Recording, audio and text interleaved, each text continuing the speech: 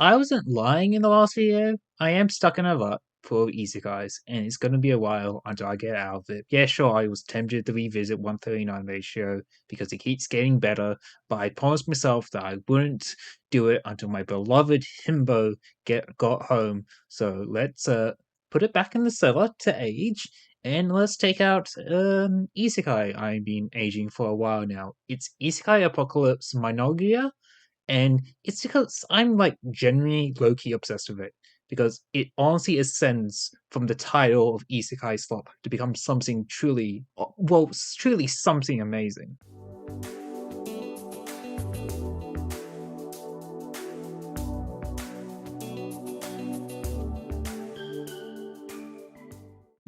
Isekai Apocalypse is a really amazing title because it feels actually refreshing, which is definitely the effect of the era we are in with the Isekai genre.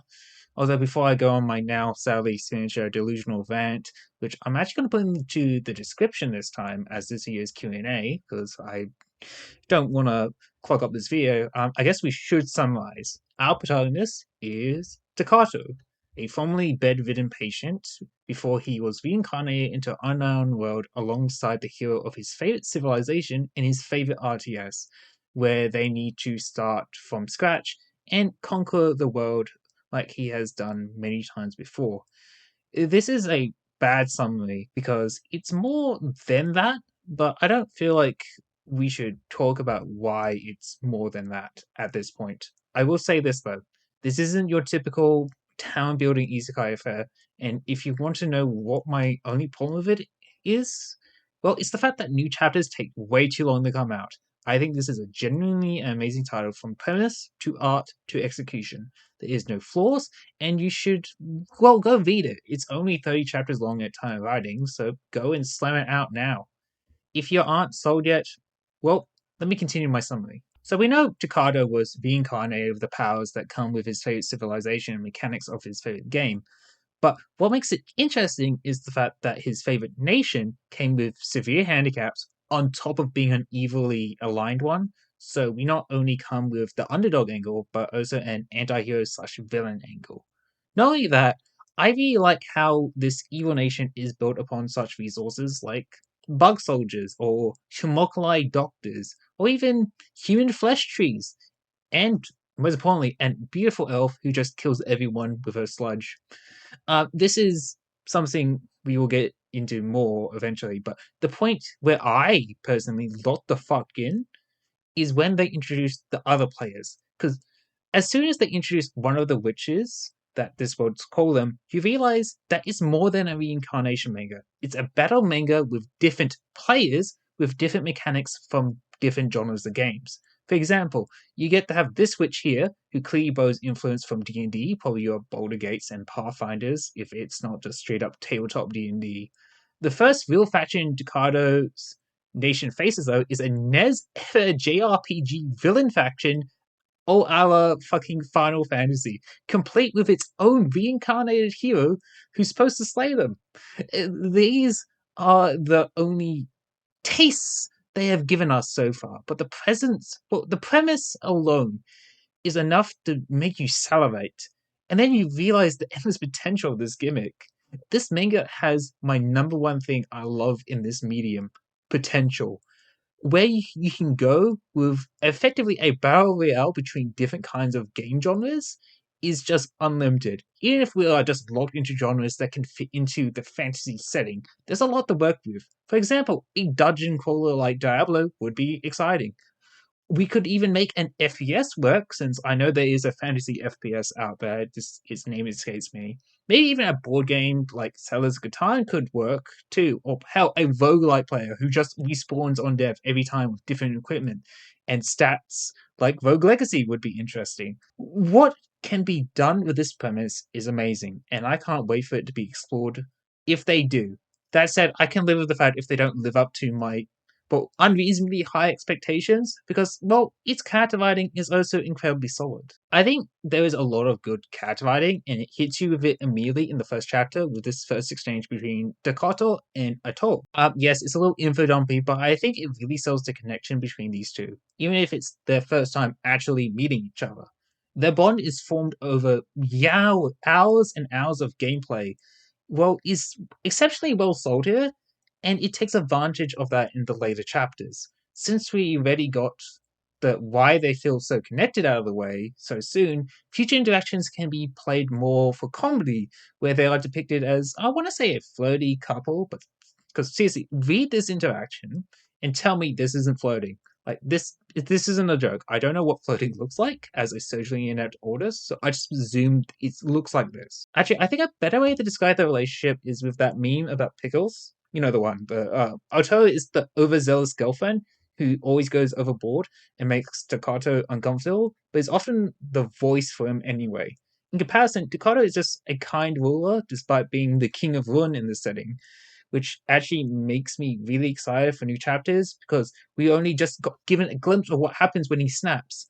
That said, the Takato relationship is amazing as not only as comedic duo as they bounce off each other fabulously, but it's also a flagship example of the level of character writing on display. The best thing is, this level of quality is carried onto all the other character interactions in the manga. Like, my second favorite example for this is the sisters here, Carrie and Maria, I believe. They get to have this really adorable outing with the three homunculi doctors.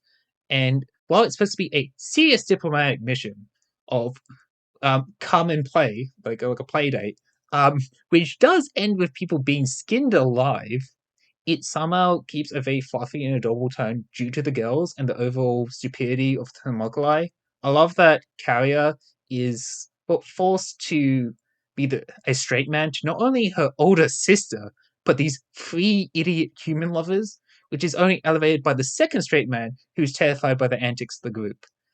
Like, okay, maybe I should take a more serious example that isn't this whole arc, which I love so much. Is actually sorry, I'm just oh god, it's such a funny little arc, that thing. Anyway, well, since we were talking about the sisters, I think the introduction chapter with Takato is wonderfully done. Just helps us sympathize with their previous problems, and really cements why you should love Takato. Also helps till the soil for the eventual a relationship between the sisters and Elsa. I don't know how to say. I think it's Elsa, which is not only which I'm not going to spoil because it's that good. Also, Pepe and Takato is peak friendship, and it's not lost on me that he's named after my favorite cat. Okay, but yeah, no, actually, I don't want to dwell on the character relationships, as I feel like if I do it too much, I would ruin your enjoyment.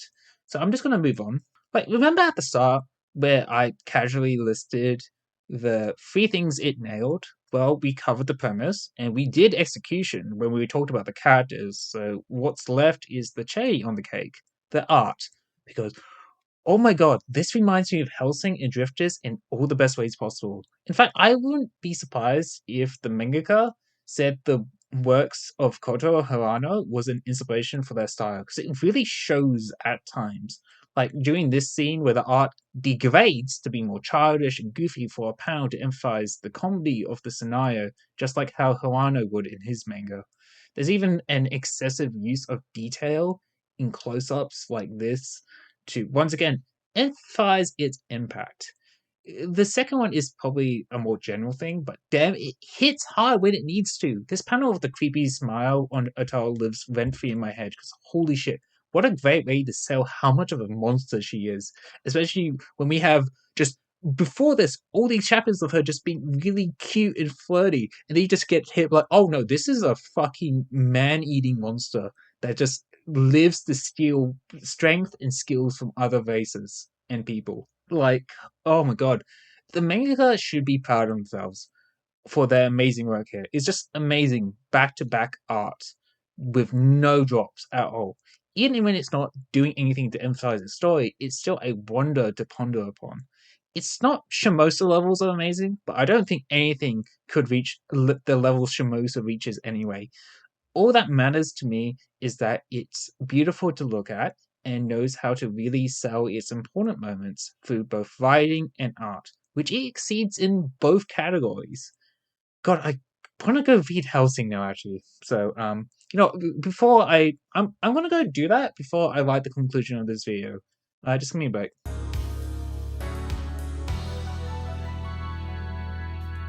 Yep, I still fucking love Hellsing, although I don't know what I was cooking with the retrospective. Like, come on, a 7 out of 10 for Hellsing is wild. And a 3D model is so distracting compared to a lovely static PNG. Anyway, Isekai Apocalypse is cool. In fact, if you want my one line sentence review on it, I would say it's Drifters, if Drifters removed some of the set pieces for character development. I mean, sure, it doesn't have the same possible symbolism that Drifters has, but I don't want to dwell on that thought any longer because I don't want to be reminded of the reasons why I'm embarrassed by this channel's past. I mean, I say that, but I'm still embarrassed by my recent reviews as well. But the point is that I love Isekai Apocalypse, and I can't wait for more chapters and its anime adaptation, and I guess an English release. I have a feeling it already has one though, but I don't want to check right now mid recording, which is why I'm actually going to end the recording now so I can just do that. Bye.